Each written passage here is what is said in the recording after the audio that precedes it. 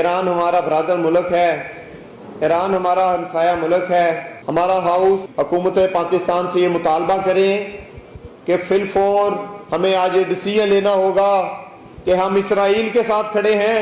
कि हम अपने बरादर इस्लामी मुल्क के साथ खड़े हैं। तो क्या आप सब दोस्त इस बात पे एग्री हैं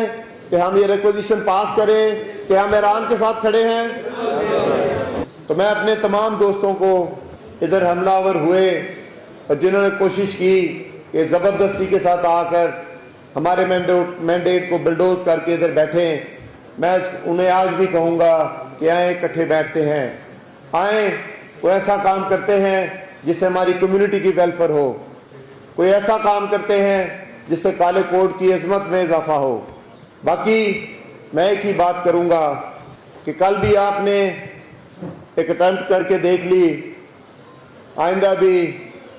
मैं आपको यही कहूँगा कि बेहतर यही है कि आप अपना काम करें, हमें अपना काम करने दें। नहीं तो दोबारा इस तरह की हरकत हुई तो हमने पाकिस्तान बार का दफ्तर भी देखा है, हम भी उधर आ सकते हैं। हमने इनफैक्ट एक माफिया के खिलाफ इलेक्शन लड़ा, हमने बाहर के ग्रुप के खिलाफ सिर्फ इलेक्शन नहीं लड़ा, हमारे खिलाफ इलेक्शन लड़ने वाला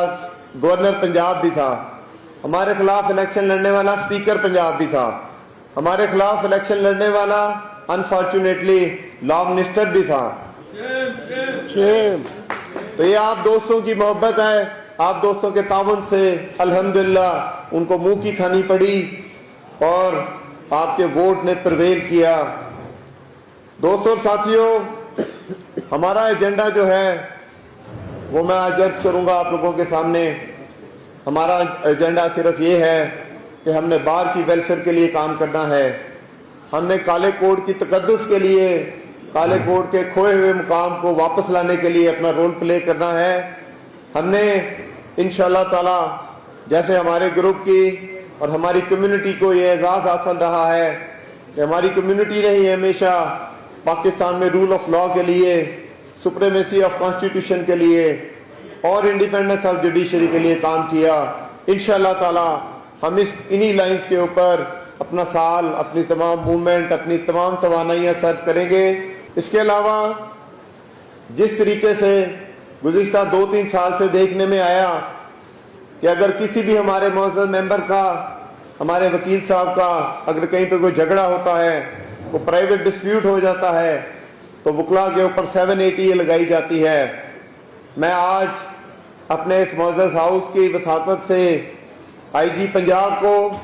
लॉ मिनिस्टर को ये मैसेज देना चाहूँगा कि आप आइंदा हमारे किसी वकील साहब के ऊपर अगर 780 की FIR लगाएंगे तो आप उस वकील को मुखालफ नहीं पाएंगे, आप लाहौर हाई कोर्ट बार को अपना मुखालफ पाएंगे।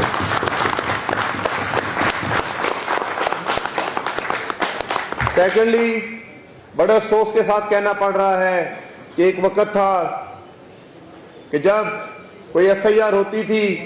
और कोई वकील साहब इन्वॉल्व होते थे तो पुलिस वाले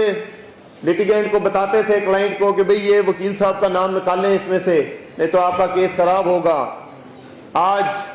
हमें बड़ा अफसोस से कहना पड़ रहा है कि हमारे वकला को बड़े ही झूठे, फ्रिवलेस, फॉल्स और मनगढ़ंत स्टोरीज के ऊपर 10-10 साल की सजाएं दी गई, जिसमें हमारा भाई अफजाल अजीम पहाड़, जिसमें ईमान मजारी, हादी चट्ठा साहब, जिनको 17 साल सजाएं दी गई, वो शामिल हैं। और सितम ये है कि वकला के लिए उस सस्पेंशन और सेंटेंस के लिए आज तक हम इस काबिल नहीं हो सके कि हम उनकी सस्पेंशन फिक्स करवा सकें। वो फिक्स होती है तो लेफ्ट ओवर होती है। मैं ये हाई कोर्ट से भी मुतालबा करूंगा कि यहां पर दो तरह का दस्तूर नहीं चलेगा, दो तरह का कानून अब यहां पर नहीं चलेगा। अगर आप सियासतदानों के लिए इतवार को और हफ्ते को अदालतें लगा सकते हैं तो हमारे वकला को भी आपको रिलीफ देना पड़ेगा। दोस्तों और साथियों, इसके अलावा पाकिस्तान में اس وقت ایک پولیٹیکل کرائسس چل رہا ہے، پاکستان میں ایک پولیٹیکل وکٹمائزیشن کا دور چل رہا ہے۔ جس طریقے سے سیاسی قیدیوں کو، پولیٹیکل سپیس کو ختم کیا گیا، جس طریقے سے پاکستان میں پالیٹکس کو کرٹیل کیا گیا اور محدود کیا گیا، ہم اس کی پرزور مذمت کرتے ہیں، اور انشاءاللہ تعالی وہ دن دور نہیں ہے کہ پاکستان میں سول سپریمیسی ہوگی، آمریت کا حقیقی طور پہ خاتمہ ہوگا، اور اس سلسلے میں ہماری لاہور ہائی کورٹ بار، ہماری کیبنٹ جو ہم سے ممکن ہوا ہم انشاءاللہ تعالی وہ کریں گے۔ اس کے ساتھ ساتھ جس طریقے سے 26ویں اور 27ویں ترامیم لائی گئی آئین میں، آئین کے بیسک سٹرکچر کو چینج کیا گیا، ایک جو principle of independence of judiciary تھا اس کو ختم کیا گیا، اور ریدر جوڈیشری کو under the thumb of executive یا آپ کے اسٹیبلشمنٹ کیا گیا۔ ہم اس کی پرزور مذمت کرتے ہیں اور حکومت وقت سے یہ مطالبہ کرتے ہیں کہ آپ ان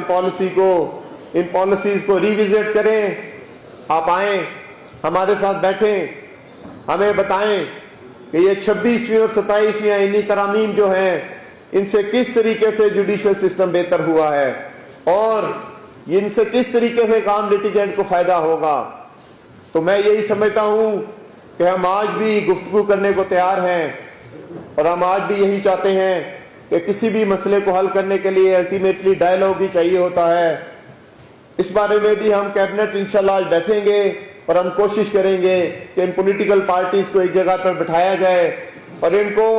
ایک پوائنٹ کے اوپر اکٹھا کیا جائے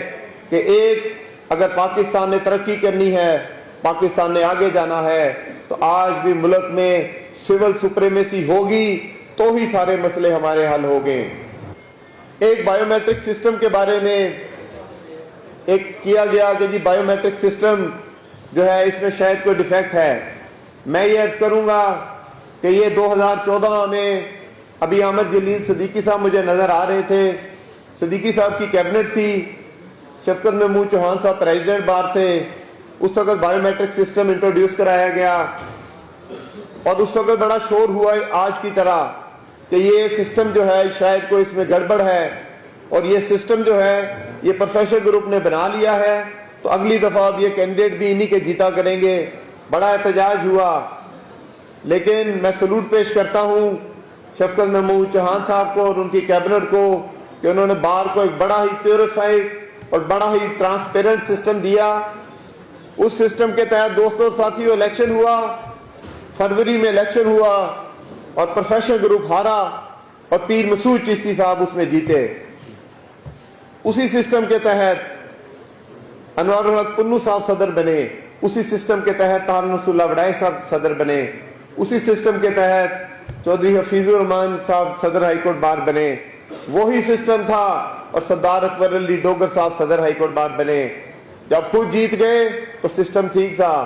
جب آپ ہار جائیں یا آپ کو ہار نظر آئے تو سسٹم خراب ہو گیا۔ اس طریقے سے ڈبل سٹینڈرڈ نہیں چلے گا۔ آپ لوگوں نے میرے سے بہتر آپ جانتے ہیں، بار کونسل کا الیکشن آپ نے دیکھا، جس طریقے سے ہزاروں کی تعداد میں جعلی ووٹ اس میں ڈالے گئے۔ یہ لوگ چاہتے ہیں کہ آج پھر ہائی کورٹ میں بھی وہ ہو۔ ہم انشاءاللہ جتنی دیر ادھر موجود ہیں ہم یہ نہیں ہونے دیں گے۔ لاسٹلی میں یہ کہوں گا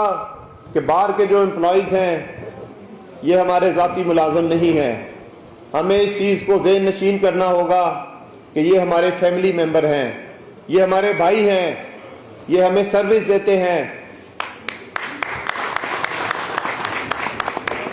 جس طریقے سے الیکشن ڈے پر